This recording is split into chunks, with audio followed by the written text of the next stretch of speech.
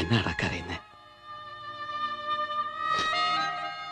ഒന്നുമില്ല ചായ, വെറുതെ ഓർത്തുപോയതാ. എന്റെ ഉമ്മയുടെ മുഷിഞ്ഞ കാച്ചിയുടെ തുമ്പും പിടിച്ച് ആദ്യമായിട്ട് ഇവിടെ അന്നദാനപ്പുരയിൽ ഇലയുടെ മുമ്പിൽ വന്നിരുന്ന ദിവസം അപ്പച്ചന്റെ വിരലെ തൂങ്ങി പിടിച്ച് അന്ന് ഇച്ചായനും വന്ന് വിളമ്പിത്തരാൻ. കൂട്ടത്തിൽ ഇവനും അപ്പനും അമ്മയൊന്നും ഇല്ലാത്തവനാണെങ്കിലും ഇച്ചായന്റെ വാലെ പിടിച്ച് നടക്കുമ്പോ ഒരു കൂടപ്പറപ്പിന്റെ ഗമയായിരുന്നു ഇവന്. അല്ലടാ, നീ എന്നാത്തിനാ ഇപ്പൊ ഇതൊക്കെ? വെറുതെ ഓർക്കുവാ ചായ.